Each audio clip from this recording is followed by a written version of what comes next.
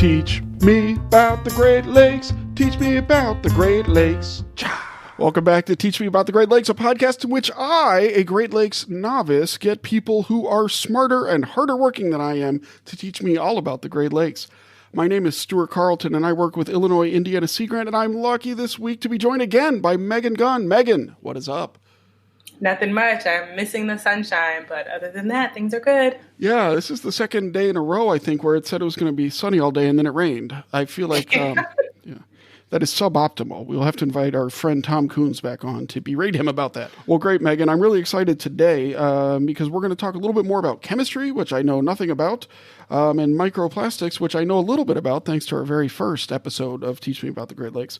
And I'm really excited because our guest today is Lorena Rios Mendoza. She is a professor of chemistry at the University of Wisconsin in Superior. But the main reason I'm excited is because she qualifies as a researcher, which means we can use the researcher feature theme. So let's hear it.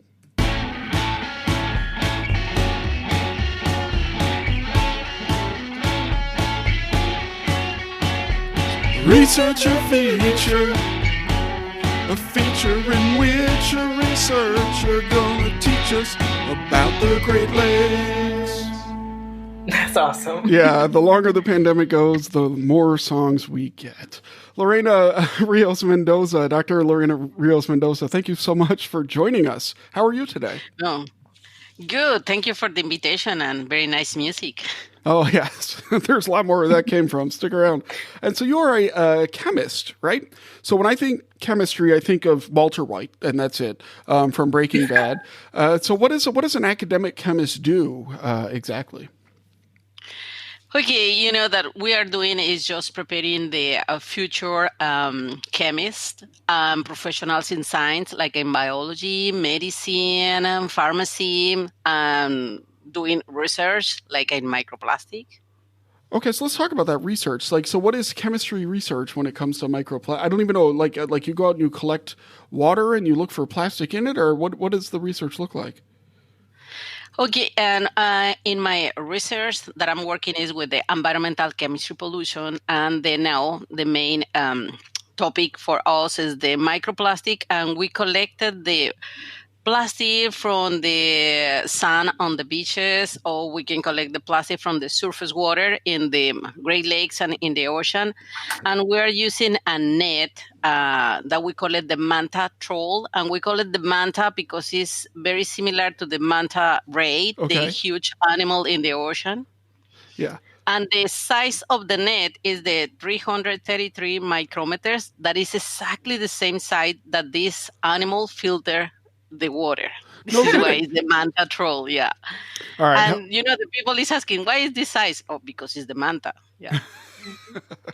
So help me understand. I'm not going to lie, it's been a bit. So help me understand how big 333 micrometers is. Ooh, yeah.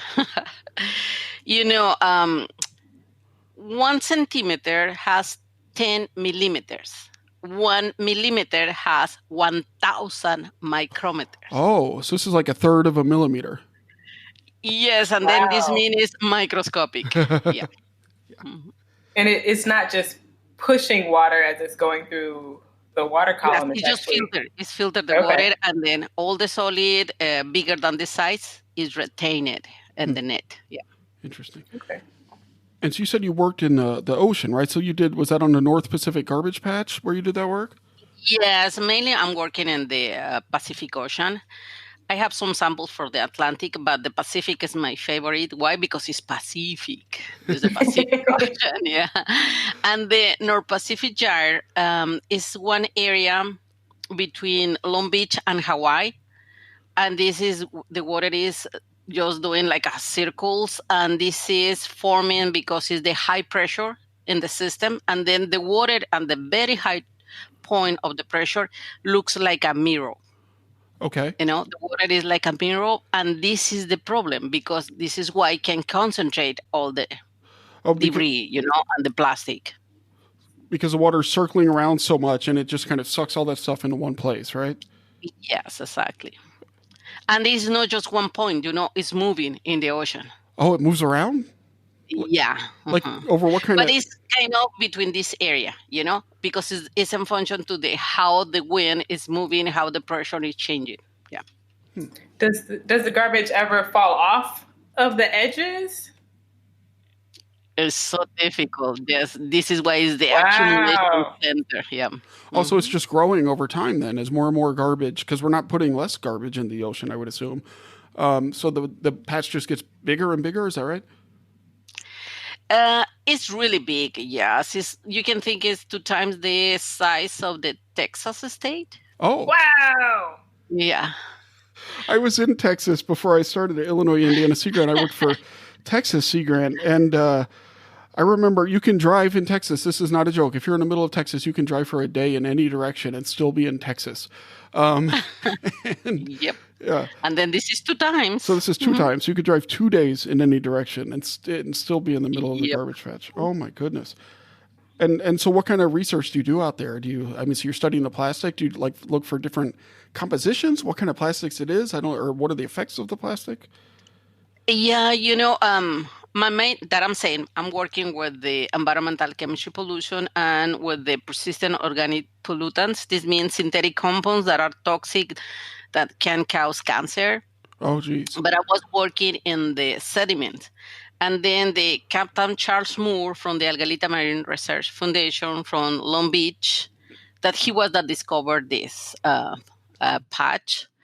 He say, I want to study the plastic. Do you want to study? And I say, no. Who wants to study plastic? The plastics are so beautiful. What's going on with you? But and then he say, it's because I found it a lot. It's like it's the garbage is like just everybody's dumping the plastic there. And I say, yeah, but what is the problem? It's just plastic, it's just garbage. And the plastic the composition of the plastic is huge polymer, like a huge change of compounds that are so heavy that have prohibit interact with the cell membrane. This is why we were thinking it's inert, it's no problem for the human.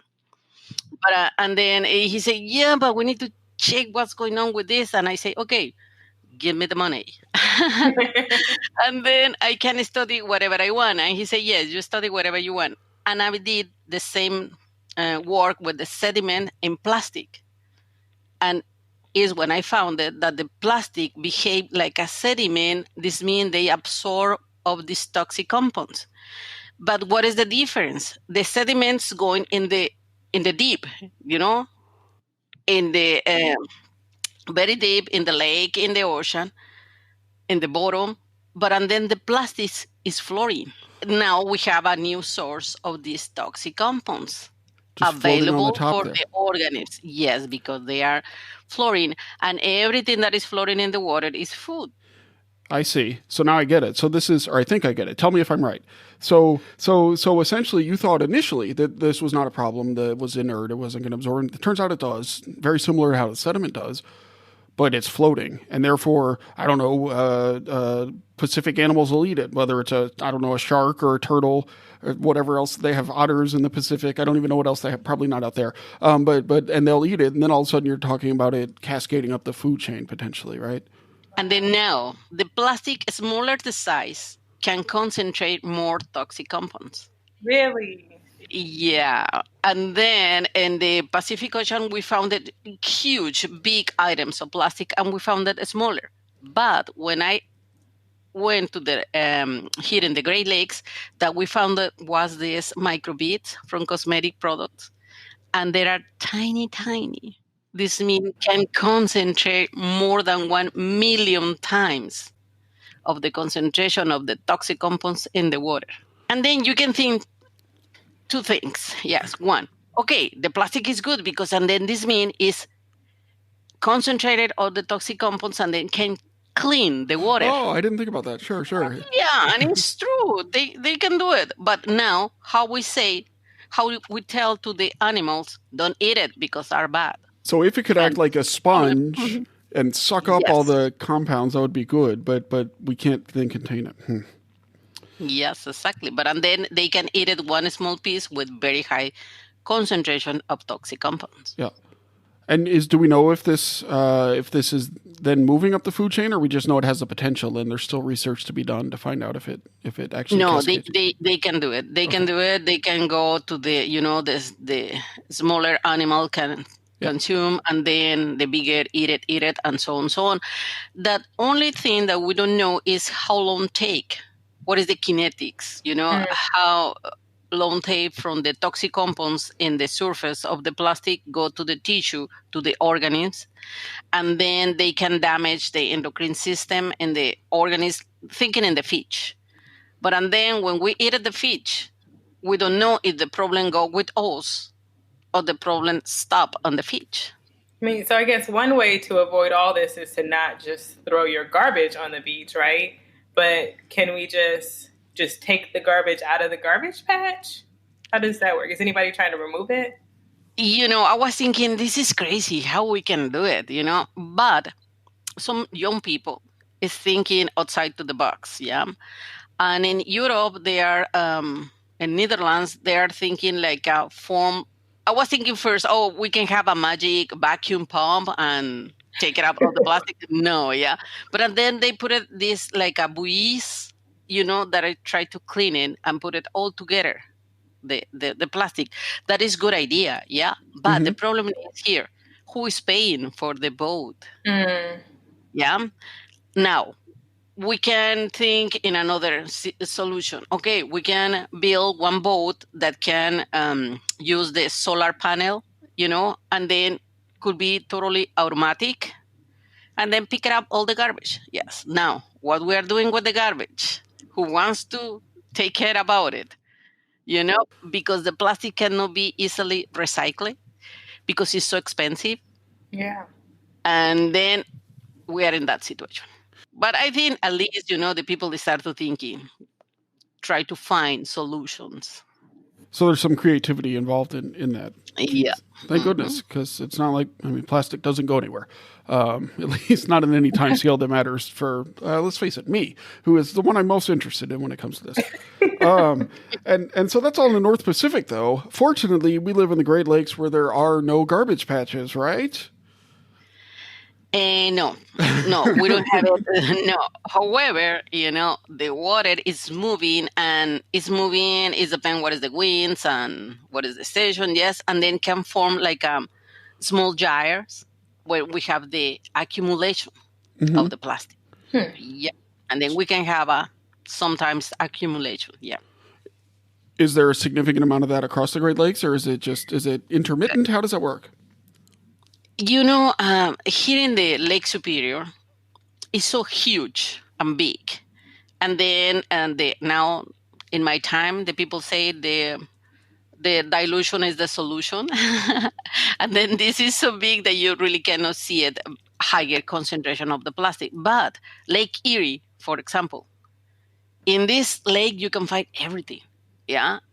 And then the concentration of the Lake Erie still, when they are low concentration in density of plastic, the plastic is so small and contain very high concentration of toxic compounds.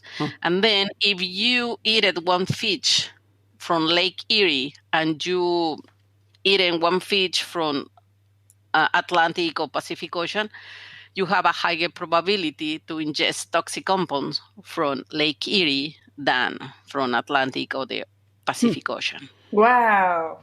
It's kind of gross. Yeah, and this is why we need to protect the Great Lakes, because, it's not just the source of the food, it's the water. Yeah. Are these garbage patches in just a specific Great Lake, or is it in all of the Great Lakes? Do they occur in all the Great Lakes? In all, yes. Oh. Still, when Superior is the cleanest lake, has plastic. Yeah. And I know the Lake Ontario, I don't know yet, but I think this is the last lake and is the most contaminated. Why? Because everything in the water is moving and it's going there. Jeez. So is there, we have a lot of people who are trying to be entrepreneurial or creative and trying to remove the plastic, but are there things that we can do to kind of prevent it from getting worse? You see like metal straws or reusable bags. Does that kind of stuff make a difference? Or I'll admit I'm skeptical about that making a big difference. But what do you think about that? Yeah, it's not enough, but it's something. Mm-hmm. Yeah. The number one thing is we need to understand that the plastic is not just the garbage. The plastic is something else. Number one. Number two, we don't have the technology how to recycle really the plastic. Yes. Number three, already Asia closed the doors for our garbage. Mm-hmm. Plastic. You mean because we used to bring it over there and they're saying no now? Yeah. Uh-huh. And then the people will start seeing more plastic because before don't see it, just disappear, And then we need to understand that the plastic, we need to use it with responsibility and then try to recycle, and reuse and refuse. And always I say, use the 4 R's, no? Recycle, reuse, reduce, and refuse. Don't use plastic if you don't need to use plastic. Sure. And I think this is the best because we are the source of the plastic. We, the humans. Yeah. The plastic industry will continue producing more plastic. Why? Because we are using. And if people are interested in learning more about microplastics, I can point you towards the very first episode of Teach Me About the Great Lakes with our own Illinois Indiana Sea Grant's own Sarah Zach. Go check that out at teachmeaboutthegreatlakes.com/1 for episode 1. That's a number 1, not the letters. The numbers, not the letters. Okay, so now you've got me paranoid about the Great Lakes and plastic and garbage. But I think the one point you made that I want to underscore again is it's not just like garbage that leads to it, right? It's things that are in our microbeads, although there are fewer of those because they're not legal anymore. I think. What are other like sources of plastic other than I go and I throw a garbage bag on the beach and I run away? What are other sources of this we might want to think about in terms of using the 4 R's? The society in all the planet is using mainly 2 types of kind of plastic, that is polyethylene and polypropylene. This kind of plastic can float in the water. The density is very similar to the Great Lakes. But we're using plastic in almost everything that we are using in our society. We sleep in plastic, we eat it in plastic, we're working in plastic. We are doing everything in plastic. In fact, the new people born in plastic, yeah. And now with the COVID situation, we have a plastic everywhere. And you know what is the worst thing? They said there is one study that they found that the SARS-2, the virus for the COVID-19 can stay in the plastic until 3 days. Oh, okay. Jeez. What? So yeah, and we are using plastic thinking is for protection, and it is not. Huh. Or it only is if you then throw it away, right? Exacerbating the potential a lot. problem. Yeah. Yeah, whenever I hear about this, I get depressed. I'll be honest. I mean, because of course, plastic enables all sorts of amazing things, but boy, is there a cost to it as well. Yeah. Yeah, when the plastic was invented, it has a very nice ideas, and the main was to reduce the use of the fuel, because it's very light and cheaper, and all these kind of things were really good. But now we know that it's not. And you know what is the worst thing? That honestly, I don't think there is a bacteria in the planet that can destroy the plastic. Yeah, there is some bacteria that can eat some of the components of the plastic products, but not all the total plastic, because this is from the petroleum. Yeah, and then they can stay here forever and ever, like at the diamonds, all the time. So scientists just need to create a bacteria to eat all of the No. That's not it. We need to find different materials, Just completely do away with plastic. Yeah, we need to find something that we can know how we can recycle, how we can dispose. This is the main thing, yeah. And before, remember, we just invented something and we just wanted to know for what we want to use, know what happened later, yeah. Mm-hmm. Now, if you want to propose something new, you need to say, okay, what is the way that I can recycle and what is the way that I can throw away, Yeah. So I want to shift gears a little bit to something else that is maybe even nearer and dearer to my heart than plastic, and that is caffeine. According to your website, you study caffeine in the environment as well. Can you tell me a little bit about that and how good the coffee I drink every morning is for the lake? Maybe for you it's good, but for the water, I don't think so, because again, the organisms are not ready for this molecule, like the caffeine, and in some fish can cause like some tumors, and problems. Yes, because it's very high concentration. And it's not just the coffee that the people is not drinking and dump it. The young people are using this new beverage with very high concentration in caffeine, and sometimes they use the pills, and I don't know why, but they have a pretty new battery, and then yeah, but still they are using, and there is a lot of caffeine that is dumped into the lake. So it's not caffeine that our bodies aren't processing. It's caffeine no. It's just directly the caffeine. Yeah. Okay. Mm-hmm. Yeah, because when you drink the caffeine, you pee different molecule. It's a little change, and this is not the problem, or at least we don't study yet what is the problem of this metabolite. But the caffeine, yes, is a problem. And sometimes I say to my student that the lakes is like a addictive lake, because all the kind of drugs go there, licit and illicit. And we drink it, that water. An addicted kind of lake. I like it. Although you make me feel horrible this whole show. I'm just like, I'm just destroying these lakes with, that's horrible. Sorry. That's okay. So one thing you like to focus on a lot is sharing your work with kind of diverse groups of audiences, right? I know you do scientific conferences. Every professor does. But it seems like you also go to outer groups. We have a lot of graduate students, early career researchers who are on this, who listen to this podcast, excuse me. Do you want to talk a little bit about why you decide to do that and whether or not or why you think that's important to do?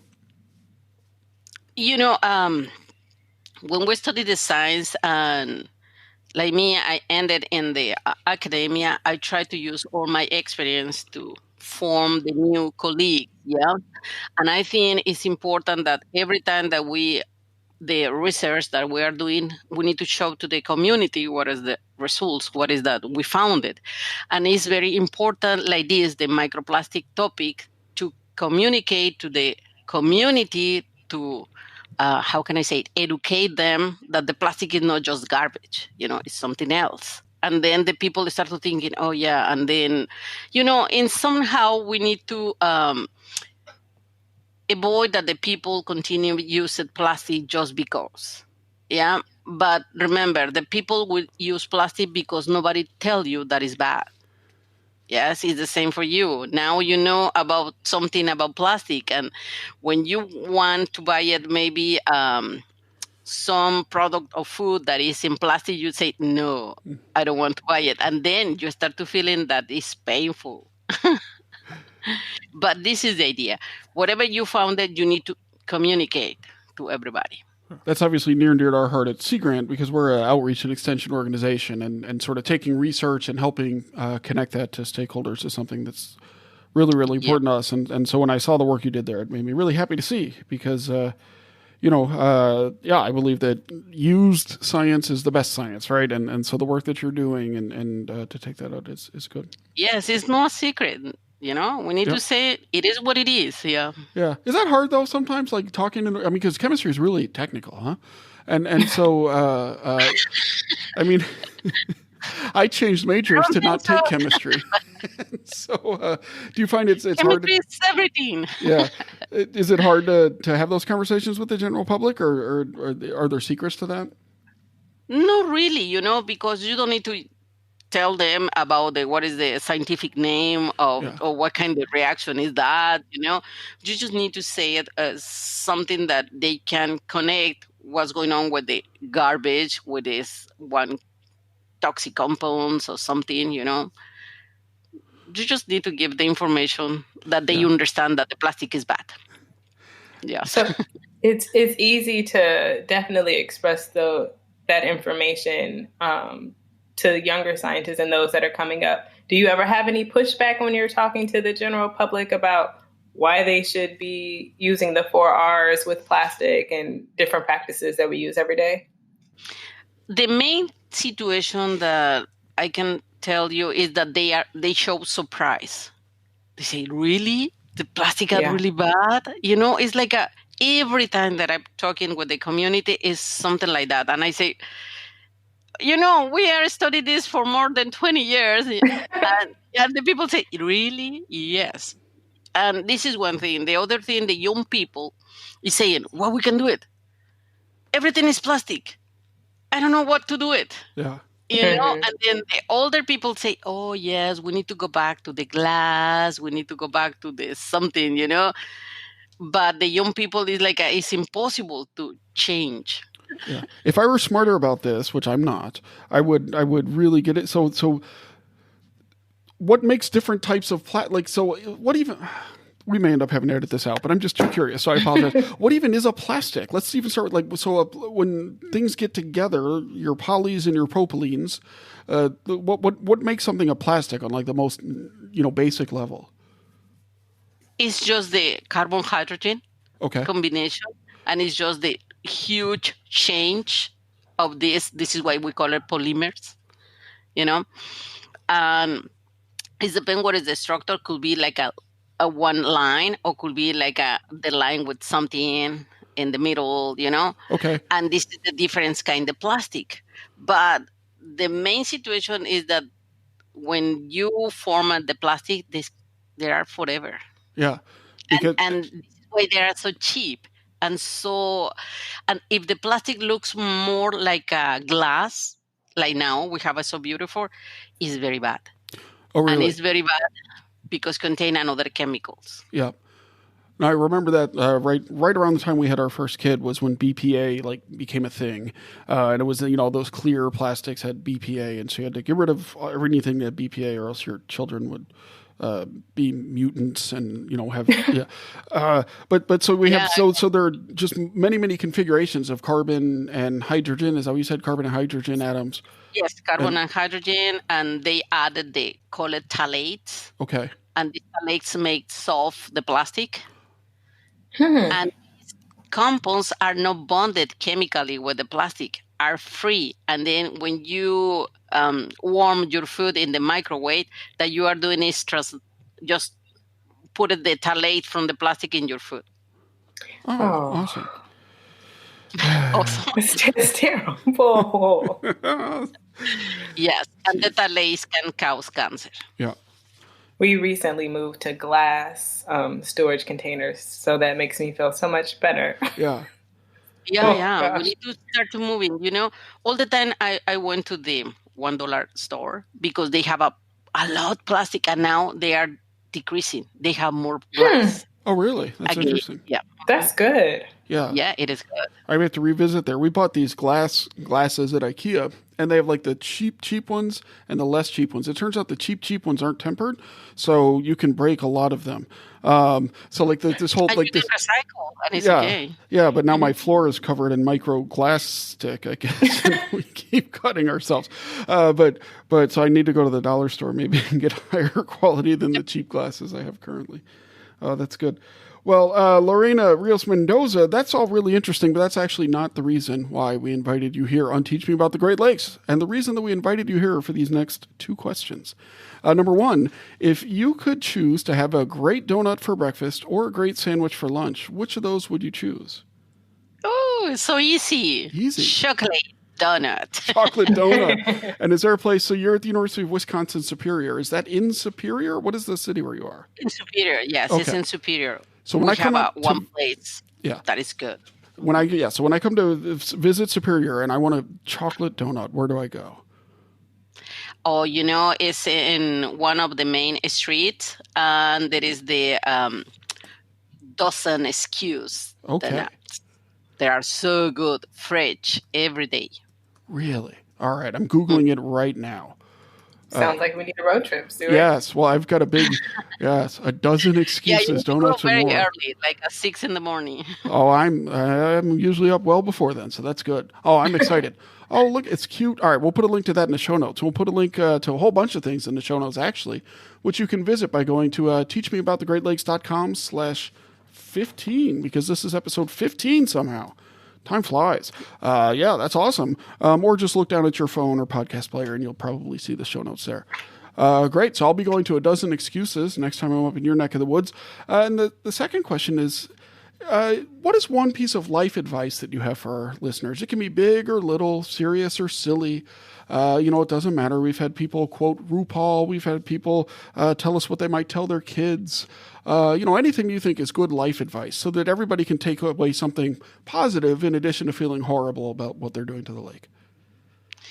Yeah, I have in mind, I have two. And the one is that I told you already is the 4 R's with my favorite is refuse to use the plastic if you don't need to use it. And I know with this COVID situation is very hard, but please think we need to avoid the plastic in the most possible.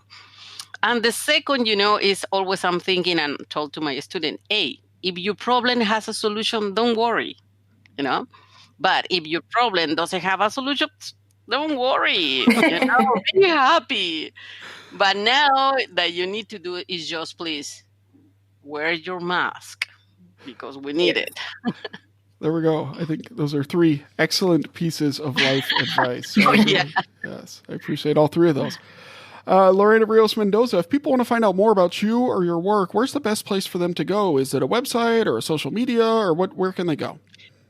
No, I think just in the website to the university. Great. I'm older generation. I don't have online nothing. And that explains why you are a professor of chemistry and I am a host of a podcast. Well, Lorena Rios Mendoza, thank you so much for coming on and teaching us all about the Great Lakes. Thank you for the opportunity to talk a little about the plastic.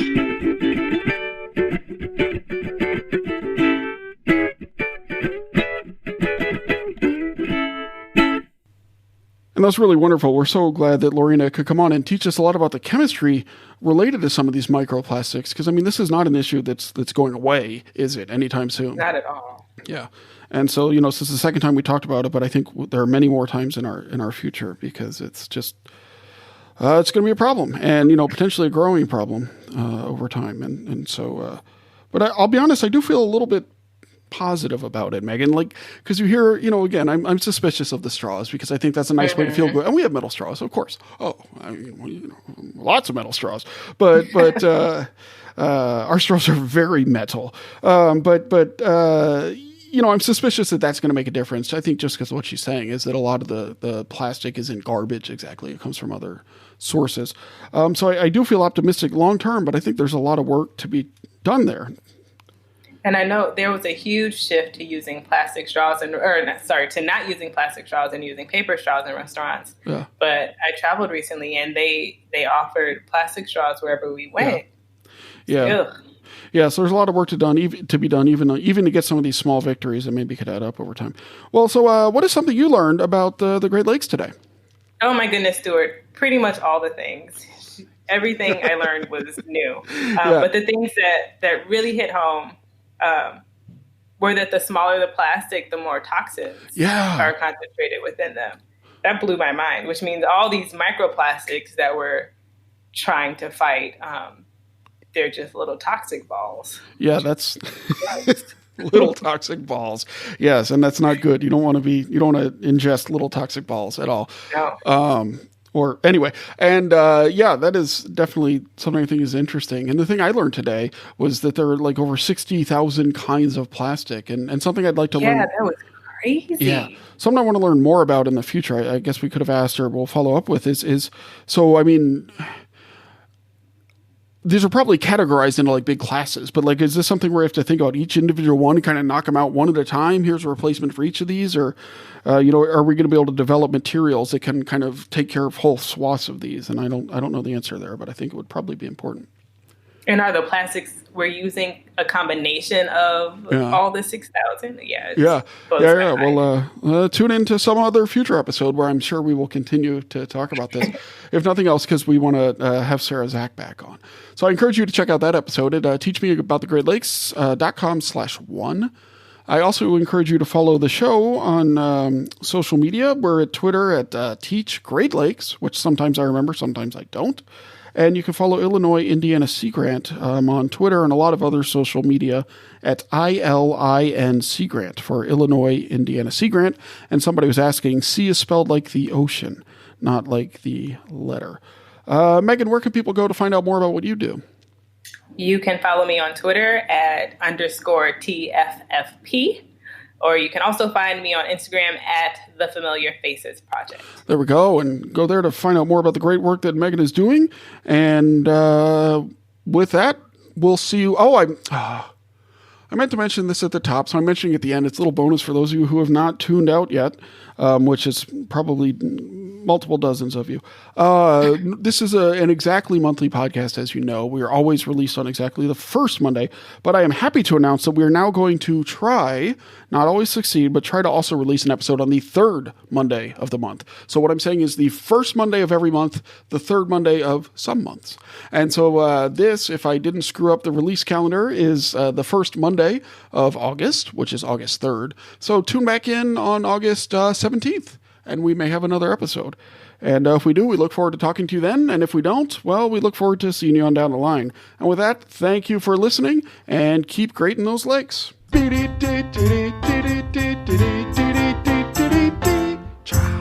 All right.